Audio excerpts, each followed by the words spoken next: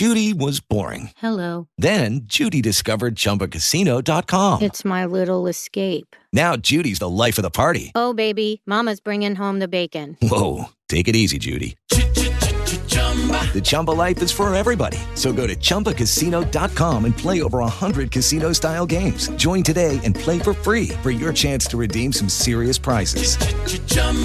ChumbaCasino.com. No purchase necessary. Void where prohibited by law. 18 plus terms and conditions apply. See website for details. Hello, it is Ryan, and I was on a flight the other day playing one of my favorite social spin slot games on ChumbaCasino.com. I looked over at the person sitting next to me, and you know what they were doing?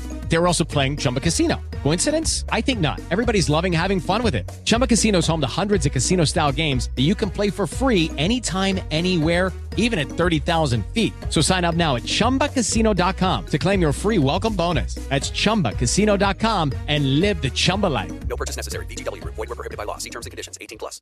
Hello, it is Ryan, and we could all use an extra bright spot in our day, couldn't we? Just to make up for things like sitting in traffic, doing the dishes, counting your steps, you know, all the mundane stuff. That is why I'm such a big fan of Chumba Casino. Chumba Casino has all your favorite social casino-style games that you can play for free anytime, anywhere with daily bonuses. That should brighten your day a little.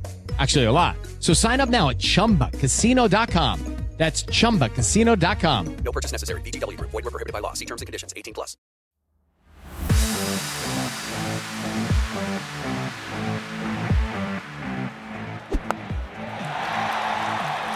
Good evening. This is Slogging It. Not the full complement again, because Robbo's in, well, where is he? He's probably in that dodgy bar called I Love BJ's in Portugal. It's where he seems to land every time he goes over there. But Robbo's off with the wife and child for a few days in the sunshine. So just Eugene and I. We've had a half an hour catch-up, which has been absolutely lovely. And now, no doubt, we're going to have exactly the same conversation again to share with you lot. So where do we start? Well, firstly, dear boy, how are you? Been a couple of weeks. I'm not bad. My body's in bits after playing golf with you at the Lord's Taverners President's Day, which was phenomenal, and then 2 games of cricket. So it's been a shock to the system to, I guess, swing the body in ways that it's not used to being swung. Yeah. So we should talk about the golf day. So the wonderful... Well, actually, I'm going to ask your opinion. I've played there before, but talk to me about Tandridge Golf Club. What were your initial thoughts? Well, first of all, why did they put us on the 7th tee? Because it was miles away with 2 massive hills. No.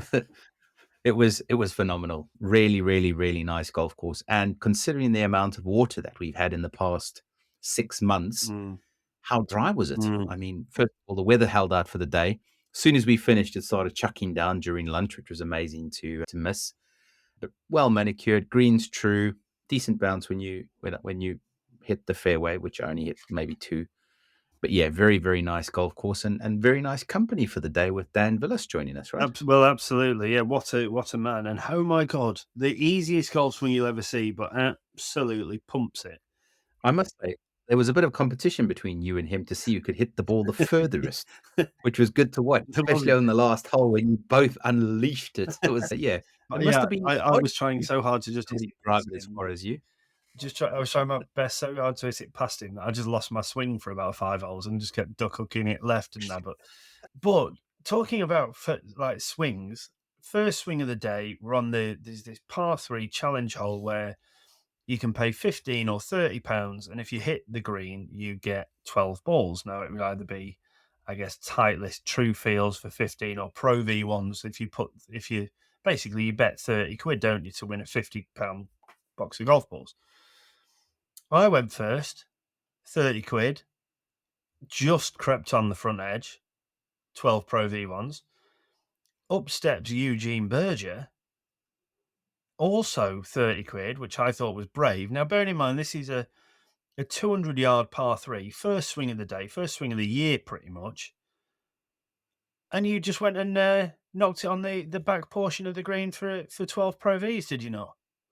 I was just as surprised as you, I promise you that. I was shaping up with my little power fade that I have. And yeah, it was quite nice to see it land on the green for a change. I would think it was one of my only greens that I hit, but yeah, that was good fun. Stunning, mate. Stunning. And actually, the 3 out of the 4 of us did hit the green. No, we won't talk about the first swing from Mr. Villas. To be fair, that was 30 quid to the charity. So thank you very much, Dane.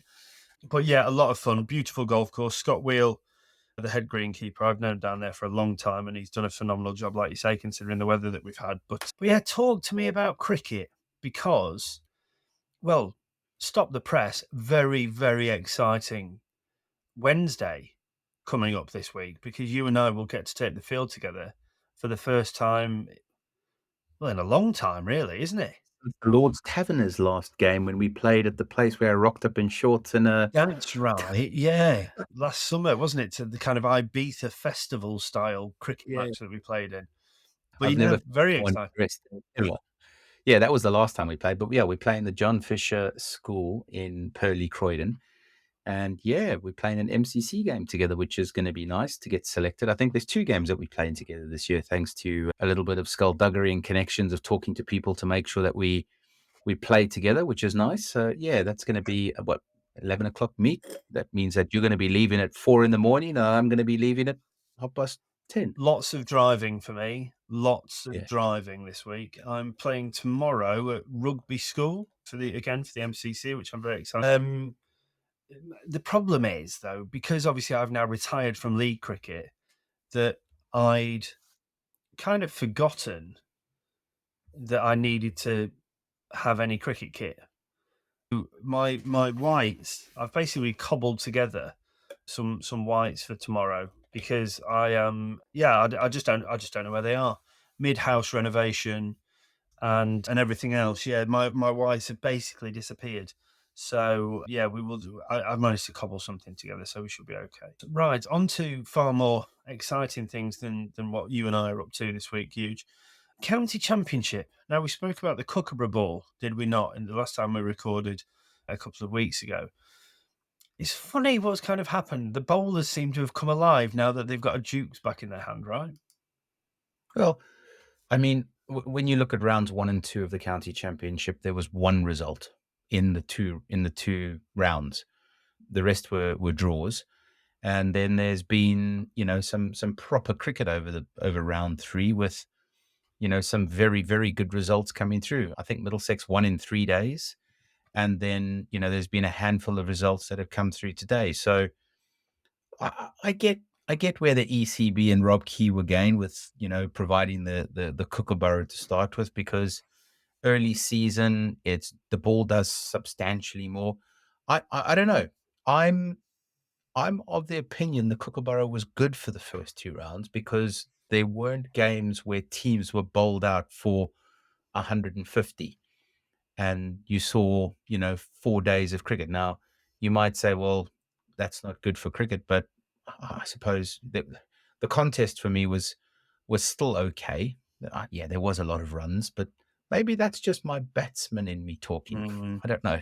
A lot of draws, though, weren't there? I mean, I think Notts were the only side to lose in the first 2 weeks, which, and they've done well not to lose this week at Somerset. To be fair, the second innings they did really well. Joe Clark with another 100. But yeah, the whole Kookaburra thing, you don't want to see bowlers dominate early in the season, but then, we may have mentioned last time, like, the batsmen kind of get there going July, August, you would think, where it tends to flatten out a little bit. So yeah, I'm still a little bit on the fence with it. I don't know if there is something that is going to provide a more even contest between bat and ball that isn't a Kookaburra. So obviously in India they use the SG ball. I don't know if that has is there a kind of happy medium between the seam of a Duke and the evident lack of seam of a Kookaburra that we could use in those first 2 games? I don't know, because some people have been saying, oh, we the Aussies use a Kookaburra, and everything we gear up to do is talk about the Ashes and everything. But I'm not really sure I buy into that, because the Aussies play on really flat, really hard wickets with a Kookaburra, whereas it's done nothing on pretty slow, damp, turgid wickets. I don't really think it's offered what it was expected to offer, if that makes sense. And if we'd have had weather and the wickets had been flatter, they'd have probably scored even more runs against it. So I don't know. Maybe that's something. Maybe it's a bit of a work in progress. I don't know, and maybe they're talking and thinking about what they might be able to do moving forwards. I'd love to see the Kookaburra used for a game in July when the wickets will be harder, flatter, and there's a reason for that. I think that again, I've got no empirical data to back this up, but I suspect in round 3 of the county championship, most wickets have been taken by the dibbly dobblers, not the out and out pace bowlers.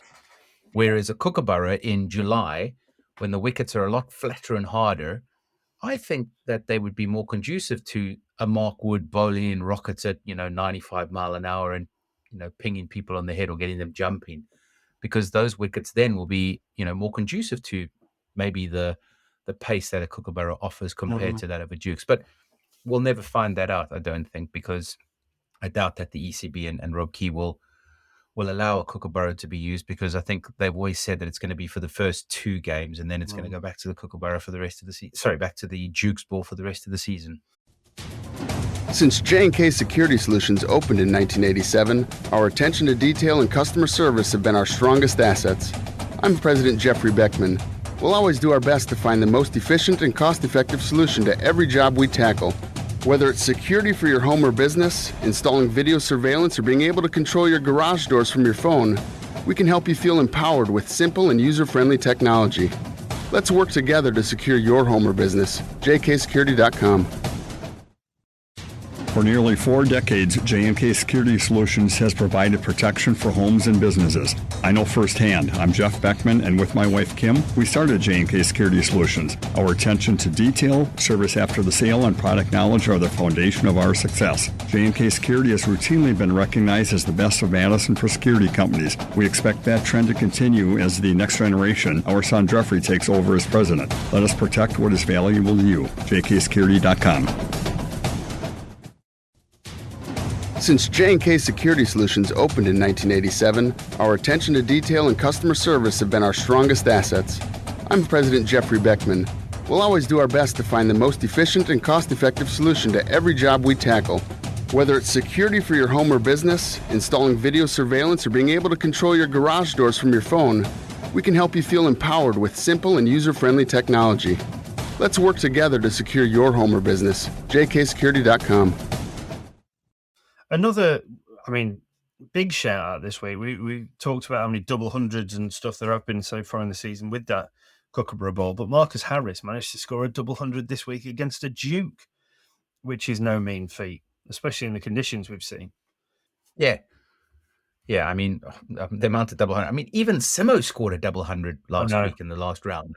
Crikey. That's how you know it's really flat, when Simo scored a double hundred. I'm sure he'll thank you for that. Yeah, exactly. Yeah. They did bowl him a lot of long half volleys, though, to be fair. Although, good on him. Good friend of ours, good friend of the pod, Simo, great guy. And, it's turning into what looks like a brilliant move for him down to the South Coast at Hove, doesn't it? Captain in the side. And, another thing, what a great view he would have had with that Jaden Seals wicket. Was it today or yesterday? I think it was yesterday. Yeah, for those that haven't seen it, or definitely go and seek it out either in actual fact, it's all over the internet, but definitely go and look at Sussex's social media. Yeah. That stump is looking like it's going to impale fine leg. It goes out of shot because it's still tumbling. Yeah, no, it's mental. Jay's obviously a very, very good international quality bowler, isn't he? But, the amount of lateral movement that gets, that must have moved between 9 inches and a foot, back into the right hander. He's thinking, I'm leaving that all day. Next thing it just looks absolutely dumbstruck, doesn't he? The fact that he's cleaned him up. But yes. So, IPL. Now, one of RC... They should use the Dukes. The way that they've been clobbering. Yeah. The scores have been astronomical this year, haven't they? Unless you're an RCB... Sunrisers team. Oh, no, yeah, unless you're an RCB fan, of which I am, unfortunately. But yeah, I think they've played 9 games, won 1, lost 8. I mean, on all the talent in the world as well. I mean, you've got the leading run scorer in Coley, who's proudly wearing that orange cap, knocking about the place. You know, Cameron Green, I saw him back yesterday. Clobbers arrived for 6, 1 ball, tries to do it the next ball. You know, just when they shouldn't be losing wickets, they should. You know, they really should have won that game yesterday, and then holds out to Cow Corner the following ball. You know, people saying, "Oh, well, that's just the modern way. That's the way that people play." I'm pretty sure that Coley would have been fuming. You know, there's still a situation to be played. I mean, Coley's an interesting one, isn't he? Because he was convinced that he shouldn't have been given out because he thought it was a no ball on height. But because it was a slower ball and he bounced outside of his crease, I found this really interesting yesterday. They're obviously thinking about things like this because every batsman has been measured from his waist down to the ground prior to the tournament. So they've now got this, well, Hawkeye to a point. To they have split screens. Michael Goff was the third umpire. He's one of the best umpires in the world. And the trajectory of the ball, because it was dipping with it being a slower ball, would have passed him at the popping crease line at 92 centimeters. Well, his waist is 104 centimeters. So because he was out of his crease, he was like, doesn't matter, mate. Doesn't matter. And so he was given out of court and bowl. Although, from as soon as I saw it, I was like, that's a definite no ball. But obviously there's certain parameters now that they're looking at and work that's been done to make sure that it is fairer. Coley was fuming, as you'd probably expect. But, it's obviously something that they've been thinking about, and they've all the lads will be aware of how they're doing it and why they were being measured, I guess, prior to the tournament. So it is what it is. I know the Sunrisers have been doing incredibly well. Now, I've been really busy and a bit here, there, and everywhere. But are Sunrisers top of the log at the minute? No, I don't think they are top of the log. But well, they might be. But put it this way: you know what they're definitely top of the log for? That is runs scored. Oh, Stun Royals are top of the log. I just had a quick look. Yeah, they've scored. I mean, the Sunrisers have scored the 2 highest scores and are getting ever closer to that big 400. I mean, they've scored some huge numbers. 400. I mean, 300. No one's ever done 300, have they? Sorry, 300. Did I say 400? Yeah. Yeah, so yeah, they're getting closer and closer to that 300. I think they first scored the 277, then the 287, and then when Travis Head was going berserk the other day and they'd scored 110 off 6 overs, you'd thought 400, or never mind 300. So yeah, it was a phenomenal knock. The one person that I have to call out though, and this is really sort of making it lick your lips for the for the T20 World Cup that's coming up, is Josh Butler. My word, he is looking so good. He's really scored 100. He scored multiple 50s, looking good behind the stumps. He's looking fresh as anything. So I think it's going to be really, really good for English cricket, especially Will Jacks, who's also doing really well for Rajasthan. Yeah, got a few yesterday. Phil Salt yesterday got 48 off 14 balls. Saw that, yeah. That's almost a 400 strike rate, which is obscene. Yeah. I mean, these boys are scoring. These boys are scoring runs at like some of the pace. In that, I think, was it the same game or a different game? The Sunrisers game, when Travis Head was smashing it everywhere. A. Sharma, 46 off 12. He was going for the fastest 50. He tried to hit his 13th ball for 4 and was unfortunately caught on the boundary. I think that would have tied the fastest ever 50 on 13 balls. But, it was just a phenomenal game to watch the Sunrisers there. There's been so many. The one thing I haven't been able to do as yet is call out any bowlers, just because the ball's been traveling. I mean, I was watching in that game yesterday when Rajasthan Royal lost. Not Rajasthan Royal, when Royal Challengers Bangalore lost. Was it Stark? His 3 overs went for 60. Something I think crazy, yeah. I mean, he's one of those guys where you'd lock in, decent economy, decent wickets. He's been traveling. Everyone's been traveling. Well, wasn't Stark was the most expensive pick this year, I think, as well, wasn't he? I think so. Oh, wasn't it Cummins? Wasn't it Cummins rather? Oh, I don't know. I can't remember. I thought it was Stark. Probably one Could be. or two. Yeah, I thought it was Mitchell Stark. But yeah, no, it's hectic. One of the things that I did find interesting in that same game, though, watch it. Sunil Narayan is going at about 6.5 economy and over, which is phenomenal when you consider everybody else is going the distance and some. Like the fact that Narayan can still, with all these different variations and deliveries and what have you. Yeah, I think he picked it. Did I also thought he scored 100 this week? Yeah, he did. Yeah, yeah.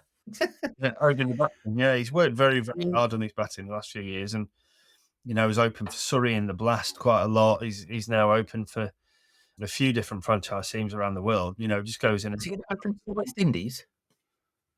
Say again. Is he going to open for the West Indies? No, I can't. I wouldn't think so. That West Indies side. I wouldn't even know. Well, is he going to play in the West Indies side? I think there's too much politics, right? That's why I was sort of going tongue in cheek there. I was like, oh, I mean, if the West Indies had less politics than South Africa, they might actually put out a decent side. Well, yeah, exactly. Yeah. Well, yeah, the two countries or two test playing nations, if you like, most famed for crazy political wranglings, if you like, within their cricket structures. Yeah, just time and time proving again that should they get it right, they've got the players to mount serious challenges, but for whatever reason, the arguments in boardrooms or whatever just kind of they're always stifling their opportunities to go out and win the big trophies. Our cricket draft game. Now, I really didn't want to talk about this, but I think it's only fair that we do talk about this. I'm about 1 million points behind my wife, which is dreadfully embarrassing. Robbo's about 500,000 points behind her, but you're carrying the flag for us, aren't you? You're the only one of the three of us ahead of Lisa at the moment. Yes, I mean, there's 17 in our little group that we've got. I'm currently sitting 8th, a whole 900 points off first, I will say, which is, to put that into terms, that is an average week in a game week, that is. John Welsh leading at the moment on 4,676. Other notable mentions, Will Noble on 4,035 in 4th. I'm sitting down in 8th on 3,732. Blake's not far behind me on 3,725. Lisa, 10th, 3,352. Rooster Pete. Oh, yeah. Is in 17th on 1,770. And you'll be happy to know, Jono, you are not last. You are second last in 16th on 2,141, with Robbo in 14th, 2,606 points. So yeah, we've got some catching up to do. I mean, second place has to get a mention in Dante. It's almost like he knows how to play the game, seeing as he's the creator of it. It's funny how Dante seems to do really well at this, isn't it?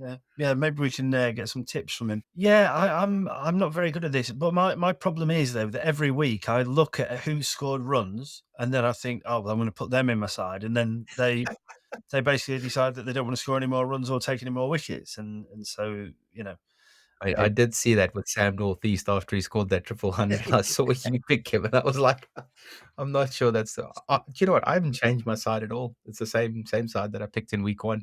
It'd be interesting to see, actually, had I have left my side, how I would be doing. Probably equally as badly. I might even be one place worse off, to be fair. But yeah, no, I don't really have time to commit to things like this. And looking at it, it's not really how my brain works, to be honest. But it's a bit of fun, isn't it? I think the cricket draft's a wonderful thing. It's a good chance for us to engage with some of our listeners across something a little bit different. And yeah, it's just a nice little fun thing to do. Don't worry, I haven't forgotten that I need to organise the prizes and the spot prizes. You will all be aware that in cricket, as a cricket manufacturer, this time of year is I would love to be able to just hide under a rock for the next kind of 2 months and sleep, kind of hibernate. But unfortunately, at this time of year, that is a non-option for me. But yeah, lots of exciting stuff going on at Woodstock HQ, which is nice. Just trying to keep my head straight, to be honest. I'm a bit here, there, and everywhere. Got a couple of days now to kind of decompress and play a bit of cricket, which I'm looking forward to. But yeah, I think that's kind of where I am at the minute. I mean, I am very excited to take the field with you on Wednesday. I looked at my spikes earlier, and unless we're playing in Abu Dhabi on Wednesday or tomorrow, then I think I might quickly look like I'm kind of running in on an ice rink because my spikes are basically nowhere to be seen at all. They've You're not going to get blood pressure, which is good. So there's look at the positive. You're not going to have to worry about hard ground, the big spike that's going to be pushing into the ball of your foot or the heel of your foot, depending on which spikes you're on. Yeah. So, and the other great thing is that I've left all my kit at the office. So I now need to make another hour-long detour tomorrow to go and pick that up, which is nice, as if I didn't have enough to do. But yeah, It's like getting those miles in those kilometers or miles on your car. mate, yeah. I'll have to pay the what is it, London charge for. Oh, ULEZ, yes. Yeah, ULEZ. that's nice. Yeah, I enjoy that about coming to London. I've got to drive to London twice this week. £12.50 for the privilege of driving in outer London, anyway. Yeah, can't wait. So, but yeah, no, I am genuinely excited about this week. It'll be nice to get back out there. Although, to be honest, obviously now I've retired from league cricket, I spent a lot of Saturday just driving to a few different grounds, some on my own in the morning, some with Rafferty in the afternoon, and just watching some cricket. And for someone who's always worried about how they would feel not playing, I must say I really, really enjoyed it. It's a completely different perspective on the game, but I'm kind of at peace. I'm completely at peace with not playing league cricket. I've probably got another.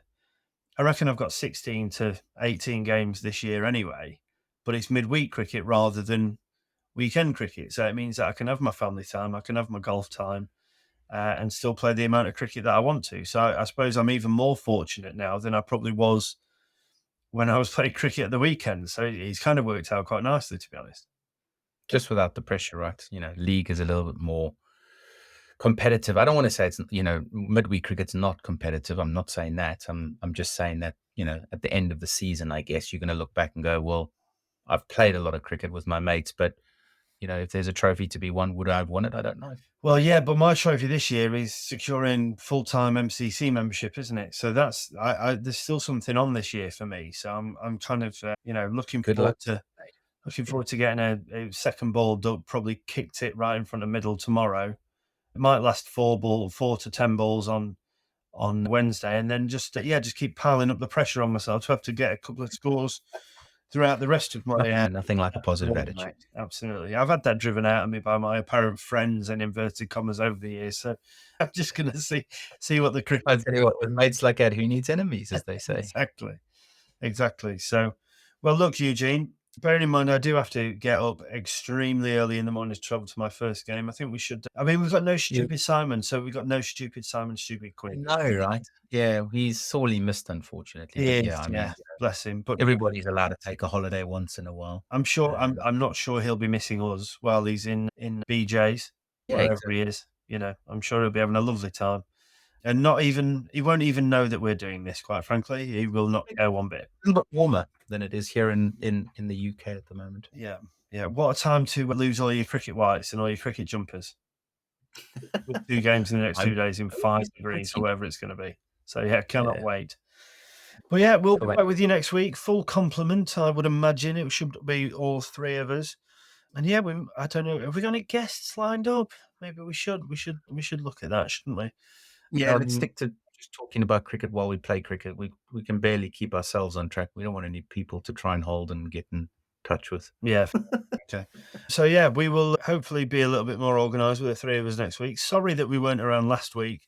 There was a very good reason for that. Simon and I were on a golf trip. It was the Sunday of the Masters. I was saying to Simon, look, we need to try and record early because as soon as we sit in front of the telly and have a couple of beers and have dinner, we're not going to be in a mood to record a podcast. He went, no, we'll be fine. I'll make us do it. We'll be on for 9 o'clock. The next time I looked at my phone, I had a really angry message from you. Assuming you're not coming up then. I was sitting there at 9 o'clock going, where is everyone? As usual on a Sunday. And I was like, cool, we're not recording this week. All right, cheers, lads. So yeah, sorry. We that's our bad. We absolutely massively let you down last week. All good. But yes, I will buy you a drink on Wednesday to make up for it. I promise not to run you out. Mainly because I'll be long gone by the time you come in, no doubt. But yes, very, very much looking forward to seeing you on Wednesday and to be back with you guys again next week. But until then, ta-ta for now. See you later.